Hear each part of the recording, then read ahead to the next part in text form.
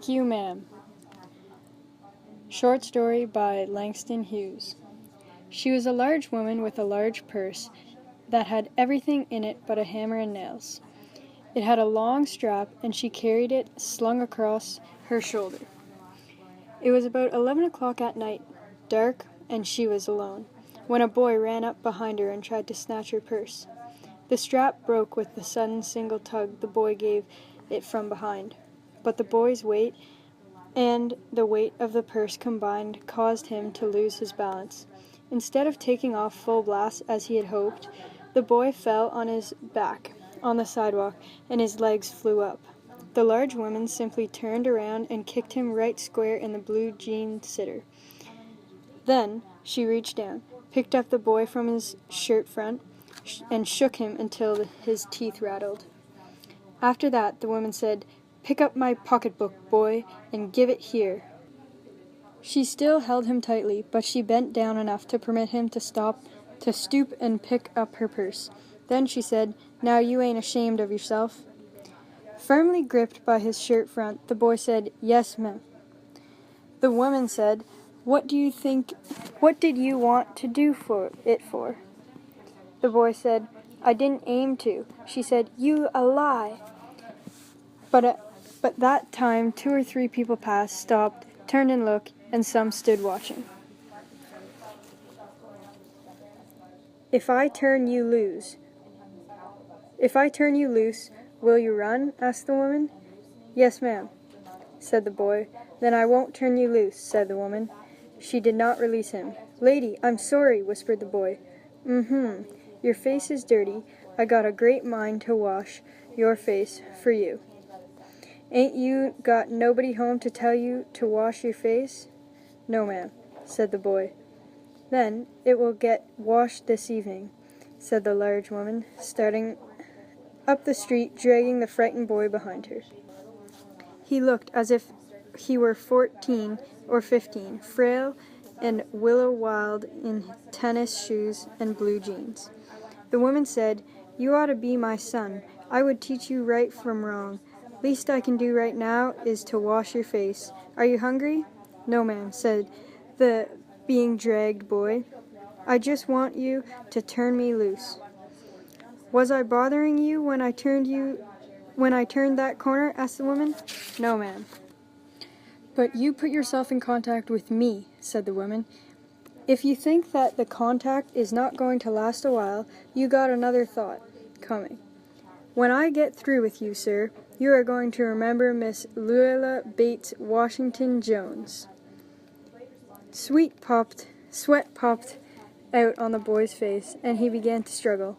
Miss Jones stopped, jerked him around in front of her, put a half Nelson about his neck, and continued to drag him up the street.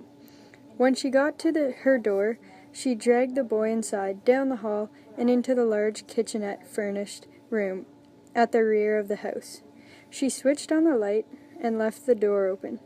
The boy could hear other roomers laughing and talking in the large house. Some of their doors were open, too, so he knew he and the woman were not alone. The woman still had him by the neck in the middle of her room. She said, "What is your name?" "Roger," answered the boy.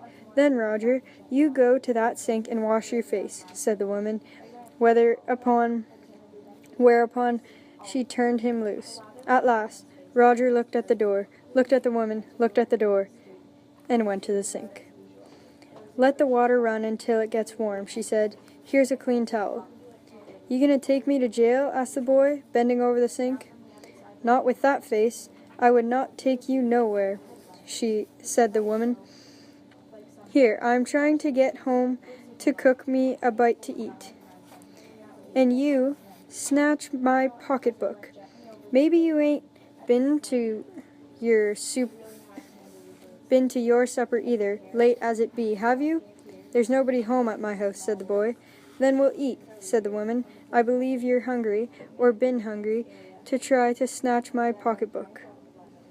"I want a pair of blue suede shoes," said the boy.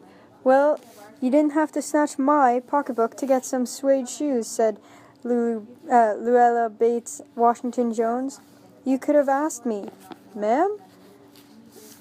The water dripping from his face, the boy looked at her. There was a long pause, a very long pause. After he had dried his face, and not knowing what else to do, dried it again, the boy turned around, wondering what next. The door was open.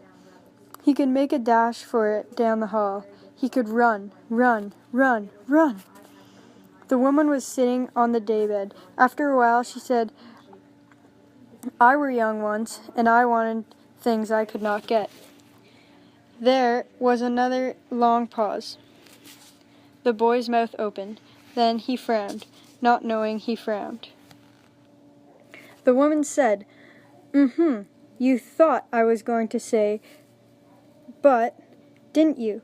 You thought I was going to say, but I didn't snatch people's pocketbooks. Well, I wasn't going to say that. Pause. Silence. I have done things too, which I would not tell you, son, neither tell God, if he didn't already know. Everybody's got something in common. So you sit down while I fix us something to eat. You might run that comb through your hair so you will look presentable.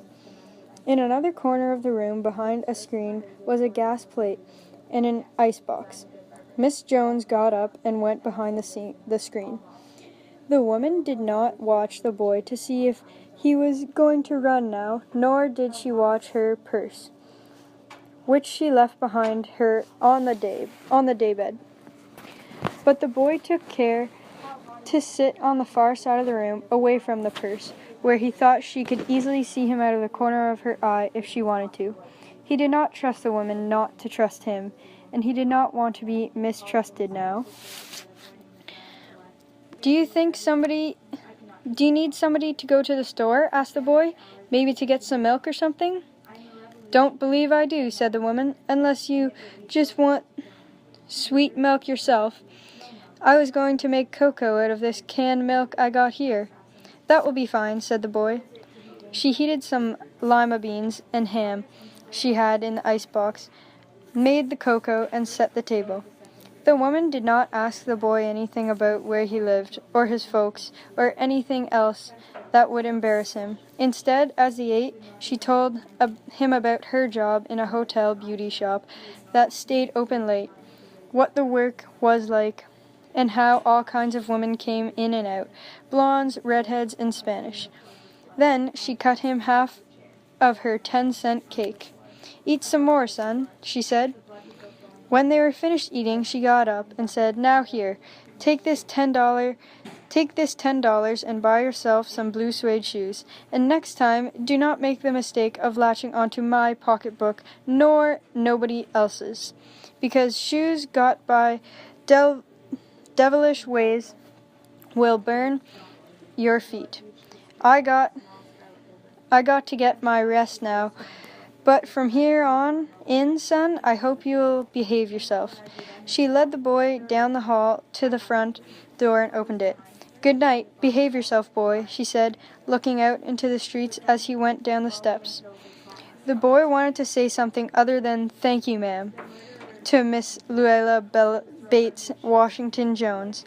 But although his lips moved, he couldn't even say that as he turned at the front door of the barren stoop and looked at the large woman in the door. Then she shut the door.